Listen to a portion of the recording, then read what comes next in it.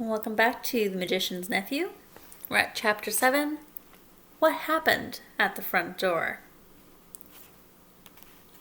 Now, slave, how long am I to wait for my chariot?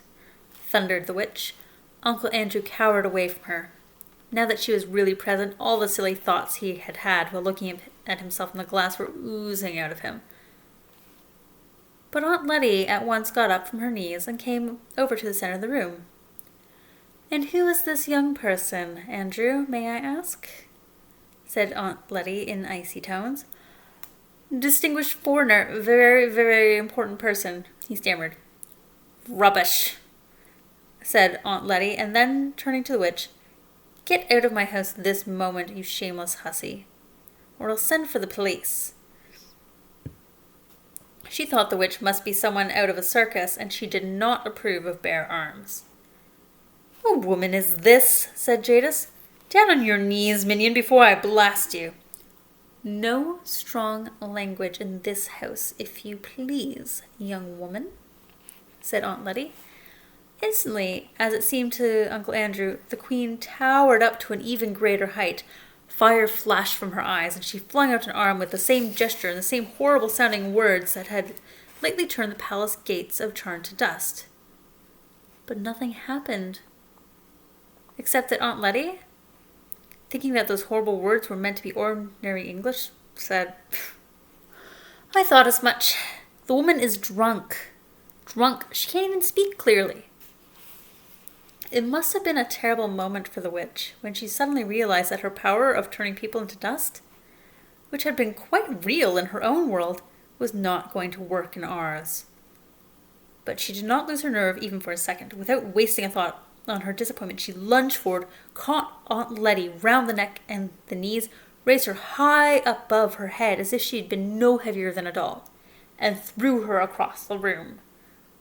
While Aunt Letty was still hurtling through the air, the housemaid, who was having a beautifully exciting morning, put her head in at the door and said, "If you please, sir, the hansom's come."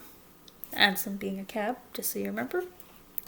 "Lead on, slave," said the witch to Uncle Andrew. He began muttering something about regrettable violence. Must really protest, but at a single glance from Jadis, he became speechless.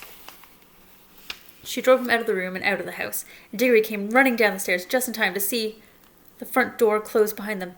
"Jiminy," he said, "she's loose in London, and with Uncle Andrew. I wonder what on earth is going to happen." "Oh, Master Diggory," said the housemaid, who was really having a wonderful day, "I think Miss Ketterly's hurt herself somehow." So they both rushed into the drawing room to find out what had happened. If Aunt Letty had fallen on bare wood or even on the carpet, I suppose all her bones would have been broken. But by great good luck, she had fallen on the mattress. Aunt Letty was a very tough old lady. Aunts often were in those days. After she had had some sal volatile and sat still for a few minutes, she said there was nothing the matter with her except a few bruises. Very soon she was taking charge of the situation. "Sarah," she said to the housemaid, who had never had such a day before, "go around to the police station at once and tell them that there is a dangerous lunatic at large. I will take Mrs. Kirk's lunch up myself." Mrs. Kirk was, of course, Diggory's mother. When Mother's lunch had been seen to, Diggory and Aunt Letty had their own. After that, he did some hard thinking. The problem was how to get the witch back to her own world, or at any rate, out of ours, as soon as possible. Whatever happened, she must not be allowed to go rampaging about the house. Mother must not see her, and if possible, she must not be allowed to go rampaging about London either.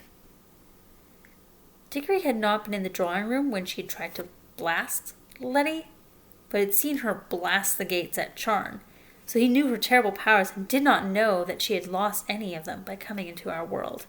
At the present moment, as far as he could see, she might be blasting Buckingham Palace or the House of Parliament. And it was almost certain that quite a number of policemen had by now been reduced to little heaps of dust, and there didn't seem to be anything he could do about that. But the rings seemed to work like magnets, thought Diggory. If I can only touch her and then slip on my yellow, we shall both go into the wood between the worlds. I wonder, will she go all faint again there? Was that something the police does to her, or was it only the shock of being pulled out of her own world? But I suppose I'll have to risk that. And how am I going to find the beast? I don't suppose Aunt Letty would let me go out, not unless I said where I was going. And I haven't got more than 2 pence. I need any amount of money for buses and trams if I went looking all over London. Anyway, I haven't the faintest idea where to look. I wonder if Uncle Andrew is still with her. It seemed in the end that the only thing he could do was wait and hope that Uncle Andrew and the witch would come back. If they did, he must rush out and get a hold of the witch and put on his yellow ring before she had a chance to get into the house. This meant that he must watch the front door like a cat watching a mouse's hole. He dared not leave his post for a moment. So he went into the dining room and glued his face, as they say, to the window. It was a bow window from which you could see the steps up to the front door and see up and down the street, so that no one could reach the front door without your knowing. I wonder what Polly's doing, thought Diggory.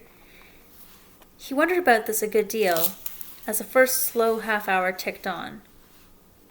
But you need not have wondered long, for I am going to tell you. She had got home, late for her dinner, with her shoes and stockings very wet. When they asked her where she had been and what on earth she'd been doing, she said she'd been out with Diggory Kirke. Under further questioning, she said she got her feet wet in a pool of water and that the pool was in a wood. Asked where the wood was, she said she didn't know. Asked if it was in one of the parks, she said truthfully enough that she posed it might be a sort of park. From all of this, Polly's mother got the idea that Polly had gone off without telling anyone to some part of London she didn't know, got into a strange park and amused herself jumping in puddles. As a result, she was told that she'd been very naughty indeed, and that she wouldn't be allowed to play with that Kirke boy anymore if anything of the sort ever happened again.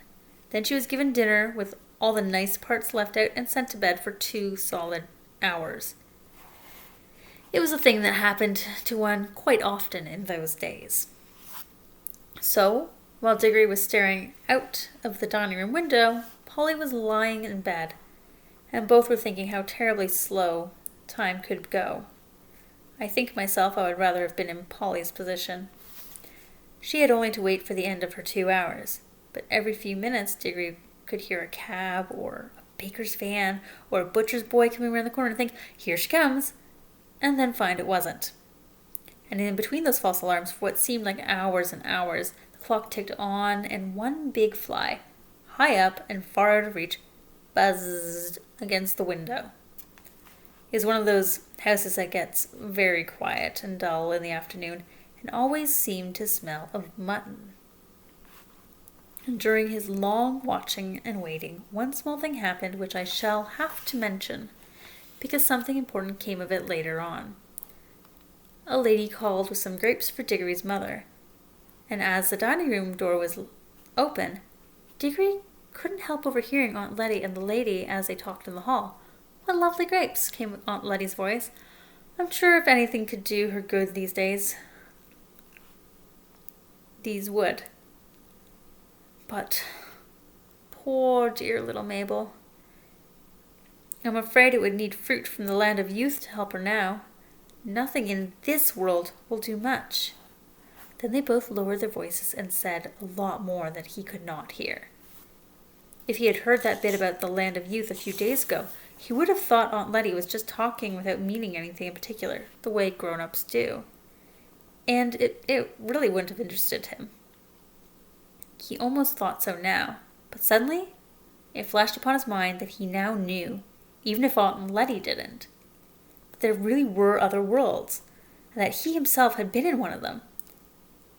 At that rate, there might be a real land of youth somewhere. That might be almost anything. There might be fruit in some other world that would really cure his mother. And well, you know how it feels if you begin hoping for something, but that you want desperately badly. You almost fight against the hope because it's too good to be true. You've been disappointed so often before, after all. That was how Diggory felt. But it was no good trying to throttle this hope. It might really, really, it might just be true. So many odd things had happened already, and he had the magic rings. There must be worlds you could get through, every pool in the wood. He could hunt through all of them, and then mother well again. Everything right again. He forgot all about watching for the witch. His hand was already going into the pocket where he kept the yellow ring, when all at once he heard a sound of galloping. Hello, what's that? Thought Diggory. Fire engine? I wonder what house is on fire. Great Scott, it's coming here. What? It's her. I needn't tell you who he meant by her, right? First came the hansom. There was no one in the driver's seat. On the roof, not sitting, but standing on the roof, swaying with superb balance as it came at full speed round the corner with one wheel in the air, was Jadis, the queen of queens and the terror of Charn. Her teeth were bared, her eyes shone like fire, and her long hair streamed out behind her like a comet's tail. She was flogging the horses without mercy. Its nostrils were wide and red, and sides were spotted with foam. It galloped madly up to the front door, missing the lamppost by an inch, and then reared up on its hind legs. The hansom crashed into the lamppost and shattered into several pieces. The witch, with a magnificent jump, had sprung clear just in time and landed on the horse's back. To give you an idea. She settled herself astride and leaned forward, whispering things in its ear. They must have been things meant not to quiet it, but to madden it. It was on its hind legs again in a moment, and its neigh was like a scream. It was all hoofs and teeth and eyes and tossing mane. Only a splendid rider could have stayed on its back. Before Diggory had recovered his breath, a good many other things began to happen. A second hansom dashed up close behind the first. Out of it there jumped a fat man in a frock coat and a policeman. Then came a third hansom with 2 more policemen in it. After it came about 20 people, mostly errand boys, on bicycles, all ringing their bells and letting out cheers and catcalls. Last of all came a crowd of people on foot, all very hot with running, but obviously enjoying themselves. Windows shot up in all the houses of the street, and a housemaid or butler appeared at every front door. They wanted to see the fun. Meanwhile, an old gentleman had begun to struggle shakily out of the ruins of the first hansom. Several people rushed forward to help him, but as one pulled him one way and another, perhaps he would have got out quite as quickly on his own. Diggory guessed that the old gentleman must be Uncle Andrew, but you couldn't see his face. His tall hat had been bashed down over it. Diggory rushed out and joined the crowd. That's the woman, cried the fat man, pointing at Jadis. Do your duty, constable. Hundreds and thousands pounds worth she's taken out of my shop. Look at that rope of pearls round her neck. That's mine. And she's given me a black eye too. What's more? That she has, governor, said one of the crowd. And as lovely a black eye as I'd wish to see. Beautiful bit of work that must have been. God, ain't she strong then?